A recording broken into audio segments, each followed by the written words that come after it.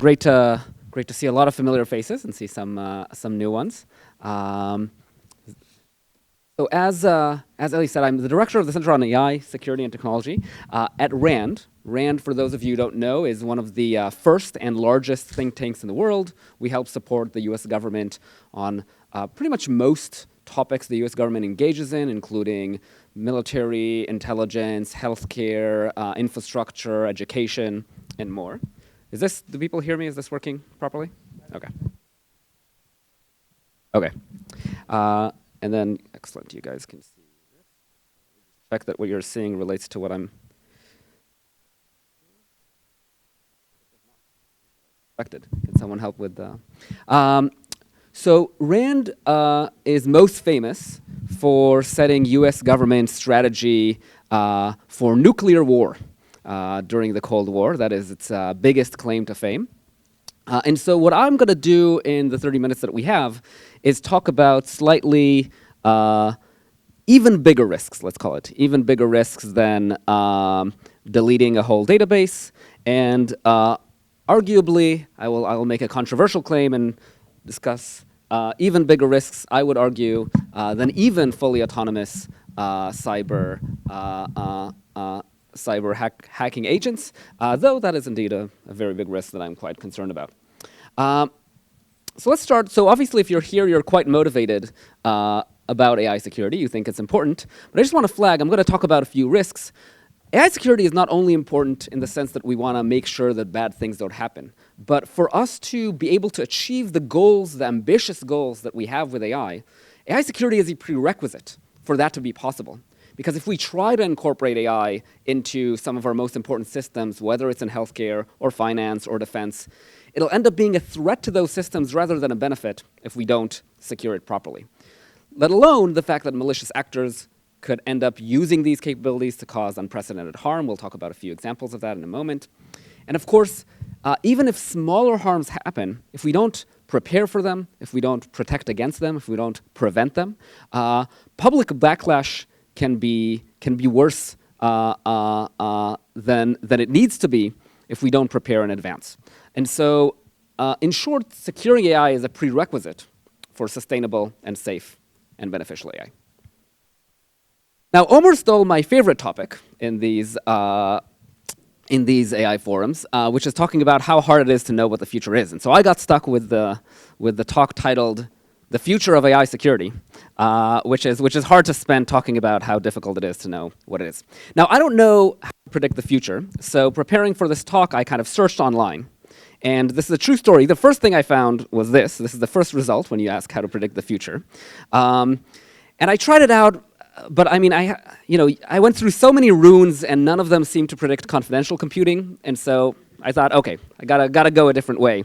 This is still a true story. The second result is this one. And this one I knew I was in good hands because, it's written by a world-renowned futurological predictologist. So that was very useful. But still I decided to take a step back and use a method from a source I trust more, and that is extrapolation. Now, I just found out this morning that apparently Caleb uses some of the similar methodologies. So let's acknowledge, obviously, trends don't always continue unperturbed into the future. They can either break down, they can accelerate.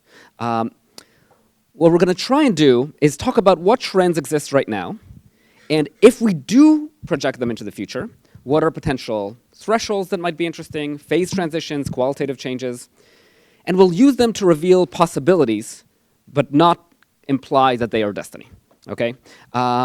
Hopefully, I'm going to try and kind of avoid some of the issues that this cake salesman have by only taking trends that have held true for quite a few years and only trying to extrapolate them a few years into the future, okay? Still doesn't mean that they're true, but I think especially with AI, we have often made mistakes in recent years. People have mistakenly predicted AI as frequently by assuming that trends will not continue as they have by assuming that trends will continue. So it's at least worth considering these possible continuation of these trends. So I'm going to talk about 4 trends. And the first one is capabilities development accelerating. And let's talk about capabilities development in a few different fields. First is the one you all are most familiar with. So Caleb already mentioned kind of in cyber capabilities, the recent Expo results, kind of like autonomous pen testing. I want to maybe add to that the result just from a few weeks ago, the discovery by Anthropic of a mostly autonomous cyber operation, which still had some support from humans, but kind of, at least according to Anthropic, their AI system kind of only needed to check in once in a while and was doing most of the operation themselves. They described, the relationship between the human and the AI in this graph, which shows kind of how the AI is orchestrating a wide range of different actions, mostly without the human involved. It's always nice when corporations describe how they disrupted the cyber attack without mentioning that they also facilitated the cyber attack. But this one is the one you're most familiar with, so I don't want to spend too much time on it. Maybe I'll spend a bit more time on biological capabilities. So my center actually does two things. It does AI and bio. So one of my hobbies is telling computer scientists about how much they're not tracking what's happening in bio and how terrifying that really is. So last year, RAND did a study trying to assess how many people could single-handedly decide to kill more than 100 million people. Okay, RAND is a very fun place. And our conclusion was that the list of people who could do so includes a number of major world leaders that you can count on one hand. And it also includes several hundreds of thousands of virologists, immunologists, and microbiologists that could trigger a large-scale pandemic. Now, that is scary enough as it is. Luckily, though, most people don't want to trigger a pandemic. So even though there are hundreds of thousands of people, we don't see pandemics triggering or intentional pandemics triggering every specific year. But AI is interacting in interesting ways with this threat. So there's a whole kind of cottage industry of trying to evaluate whether AI can do dangerous biological things. And for a long time now, we've had mainly tests that try to test knowledge. So say, here's the knowledge you would need that, for example, a virology PhD would have when they're trying to synthesize a virus. And now we know all the tests that they go through in their PhD, and we can test the AI on that. And for quite a while, AI systems have been significantly better than virology PhDs. But of course, people raise the correct caveat, which is, well, it's easy for us to test knowledge. These LLMs tend to be pretty good at knowledge, but that's very different from the implicit knowledge you need to actually go into the lab and do things effectively, right? So one example of a new evaluation that came out this year is what's called the virology capabilities test. And it tries to take a step in the direction of measuring the right thing. And what they did is they asked a bunch of virology professors, when your student is trying to synthesize a virus and do other what's called dual use activities, what questions do they come to you with? What problems do they come in, and what can't they do themselves, and you need to help them to do when they're trying to actually synthesize a virus or do similar things in the lab. And you can see here one example of such a question. You don't need to read the whole thing, but roughly the question goes something like, I'm trying to, I'm working with an influenza virus, and I did 1, 2, 3, I put these materials and so on, and here's a picture of the result of what my little, what's this thing called? Petri dish, thank you, looks like. And so, where did this go wrong? What did I do incorrectly? And then they also took from the professors the correct answers for these questions. And then at the bottom, this is a bit hard to understand the graph, but in the bottom they compared the performance of different AI models to different virology professors and experts from around the world. And lo and behold, sometime late in 2024, AI models started to significantly outperform virology PhDs. I'll say as a side note, the PhDs actually got to choose which ones of which questions were in their area of expertise within virology, and the AIs did not, and still they won over them. But Long story short, now we're still doing, there's novel real-world wet lab experiments that are still ongoing, but roughly the situation right now with biology is that our evaluations are imperfect. We don't know exactly what the capabilities are, but pretty consistently, every test we are able to put to AI, it is able to solve. As a result of this, Anthropic, now 6 months ago, announced that their models, they believe, provide significant uplift for non-experts trying to develop biological weapons. And a month later, OpenAI made a similar announcement that its model provides what they call meaningful assistance to novice actors in creating biological or chemical threats. Now, I'll say we at RAND also do these evaluations, and there has been a lot of improvements in those capabilities. And if anyone wants to take the bet, I'm happy to take a bet on whether there will be a more concerning announcement on biological capabilities in the next quarter by Frontier AI Lab.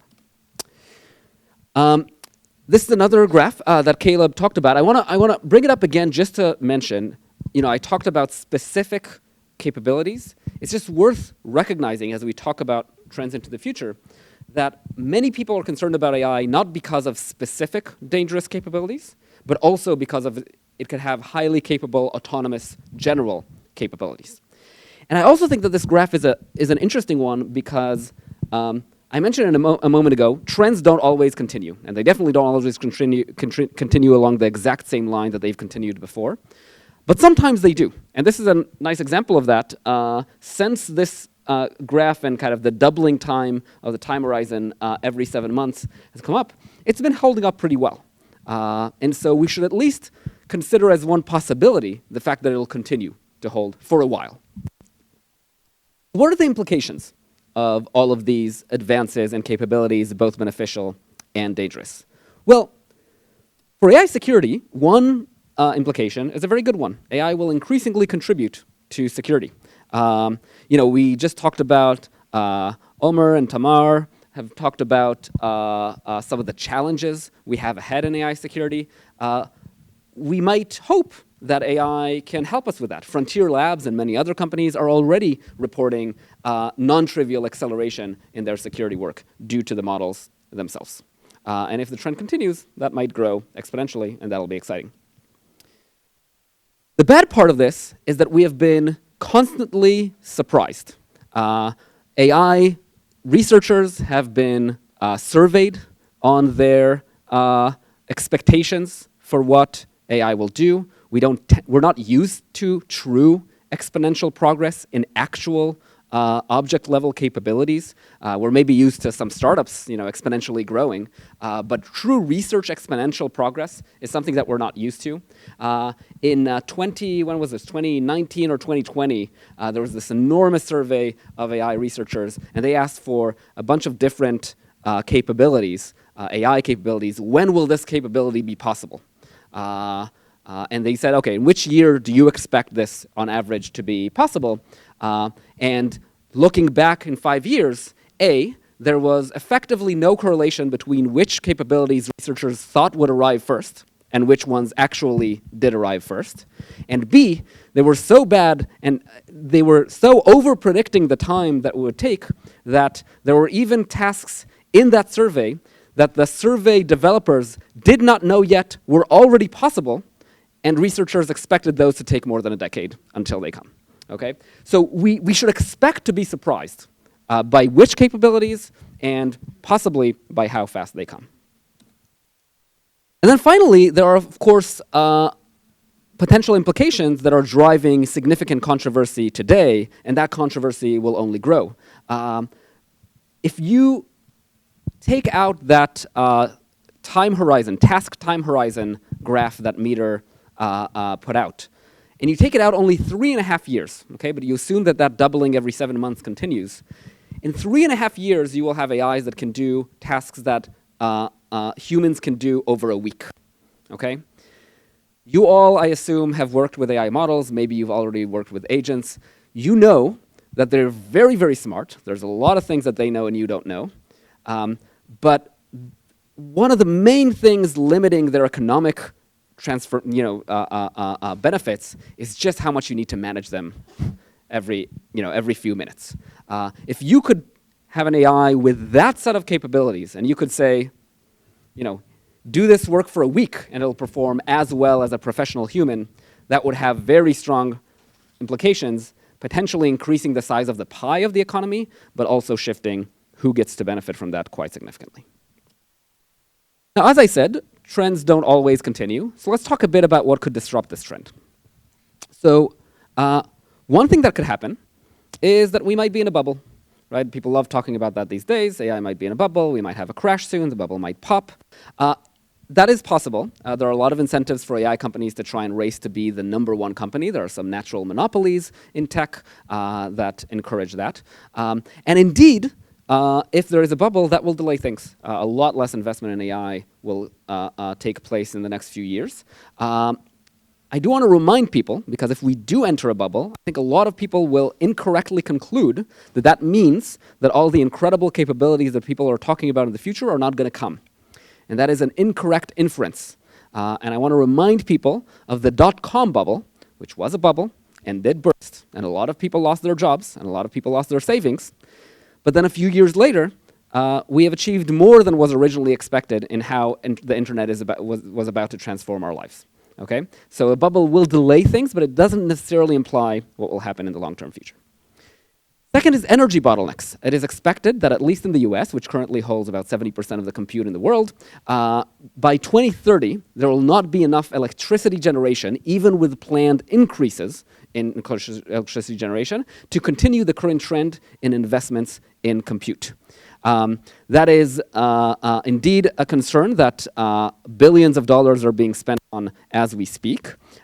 Though I also want to remind people that right now, increases in compute are responsible for about 5x growth per year in investment in AI, but increases in efficiency of use of the existing compute are responsible for about 3x. So if we run into an energy bottleneck, we will slow down, but we will not stop. Okay, we will continue. This trend will continue, albeit in a slower rate. China could invade Taiwan or blockade Taiwan. If you look at prediction markets, that is a worryingly likely thing to happen in the next few years. That would have direct effects on blocking Western chip supply chains, which critically rely on TSMC, which is based in Taiwan. That may indeed temporarily slow at least the US's or the West's investment in AI, though a lot of other things will happen very fast. And so that'll be an interesting world to be in. And then finally, all of these shifts would be shifts to slow us down. There are possible shifts that would speed us up. The one people talk about most frequently, at least in the industry, is recursive self-improvement, right? If those AI models help improve our AI R&D and make that go more quickly, then we can have kind of a super exponential increase in rate, and things start going a lot faster. So that's trend number one.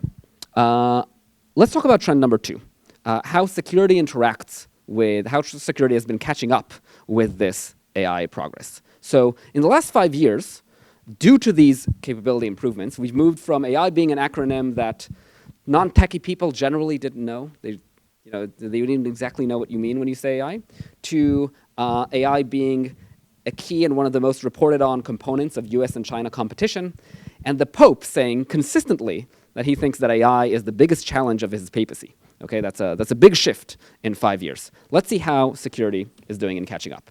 So I think we've had incremental progress on securing AI systems. There has been progress, but I don't think it's remotely close to the rate we're seeing with AI.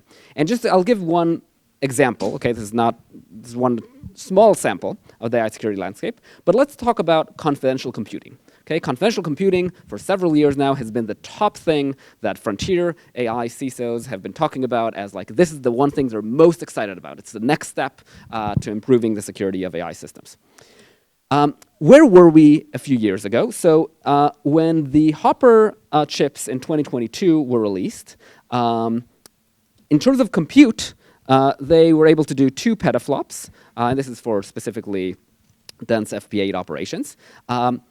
This year, we have the Blackwell Ultra chips 3 years later, and they are now 15 petaflops. So we get for the same amount of chips, we get 7.5 times more compute. Okay, that's a very fast exponential, way faster than Moore's law and things like that.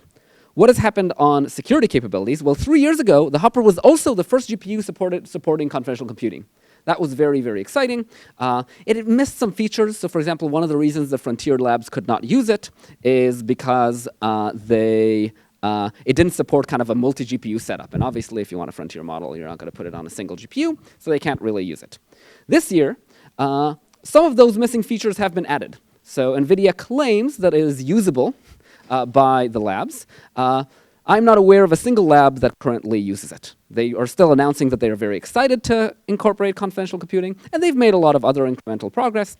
But we're not seeing that explosive increase in either investments or results as we see with capabilities themselves.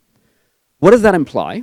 Well, one, increasingly critical infrastructure is going to depend on AI because of its capabilities. I've personally spoken to people who are responsible for acquisition, both in American critical infrastructure and in national security, saying that they are feeling pressure to incorporate AI, and then they have existing security standards, and they say, it doesn't live up to the standards that we have right now for what we need to be able to incorporate something in this very critical and sensitive system. And then they're getting pressured to either lower those standards or make exceptions to those standards because they want AI to be incorporated. The second thing we should expect is a race to the bottom on security. And what do I mean by that? If you're an AI company and you don't secure your AI sufficiently, you take the risk of being hacked and either losing your edge or maybe disrupting your operation and kind of losing the race.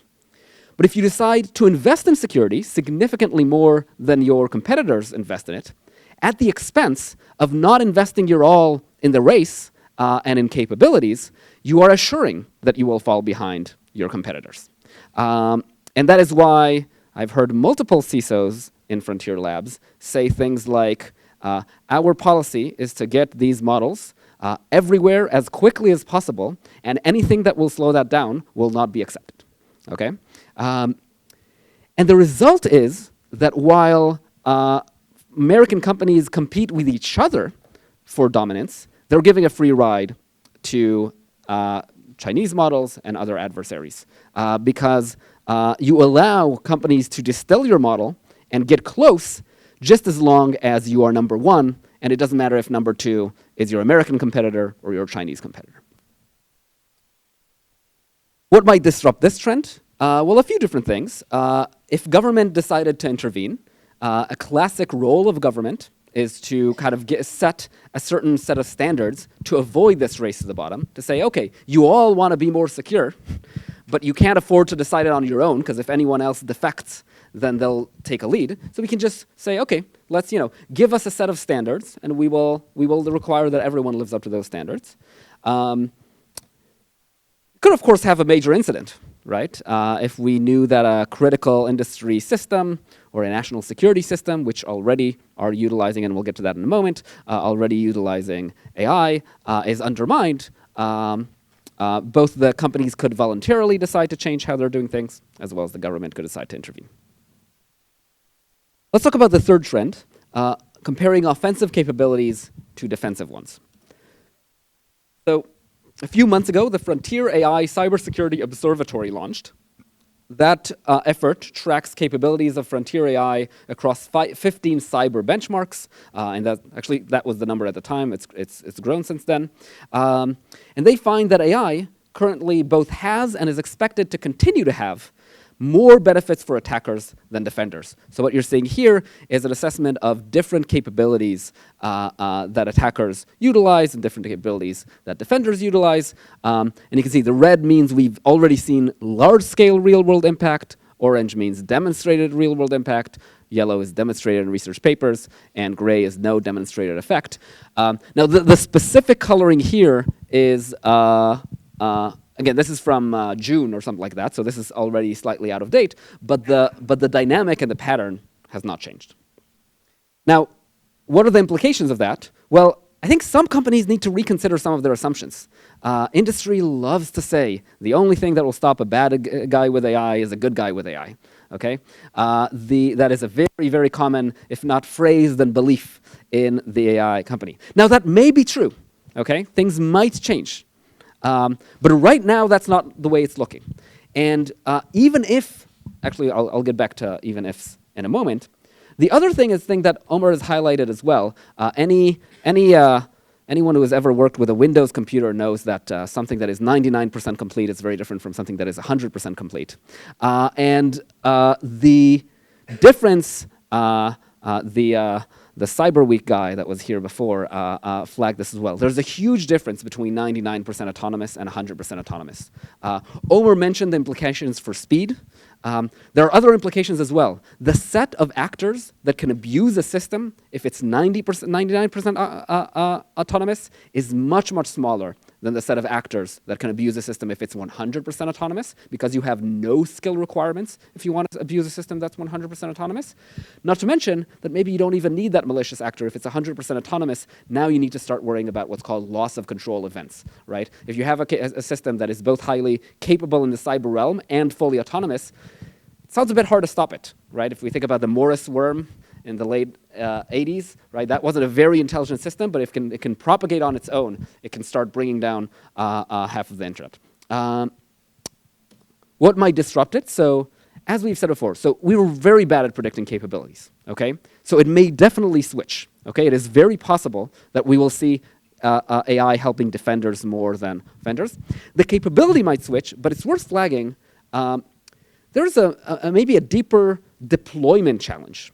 If I am an attacker, I need one group, maybe of talented entrepreneurial people, maybe of people who've been lucky, to deploy a thing to create huge harm. If I now want to protect the public, if I want to protect critical infrastructure, I need hundreds, thousands, hundreds of thousands of organizations. Some of them have been running since the 40s to update all of their systems in whatever is the newest tech, okay? And that's not an easy thing to do. So I think that's not going to change much in the near term.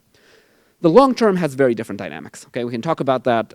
I'm not making any claims about long term at the limit, will it be offense biased or defense biased. But in the near term, while we're still deploying novel, new, exciting capabilities, attackers can do that much more quickly and easily than defenders. Finally, let's talk about the fourth trend, and the last trend for us, which is increased government involvement. Government involvement has been increasing. Since the early 2020s, leading government officials have been talking about their strategic interest in AI. Okay, there's been a lot of talk about why it's very important. The Biden administration started to do more. There's one big famous AI executive order that Biden put out, and there's one big meeting that he had with leaders in AI extracting voluntary commitments. We've talked about that executive order and that meeting for years and its implications. But things are accelerating pretty rapidly now. Trump, in his first year, has already put out at least 9 executive orders. I say at least because the government's official counting of AI executive orders has not been able to track the correct number. There are AI executive orders that they have not been successfully able to update all of them on their website.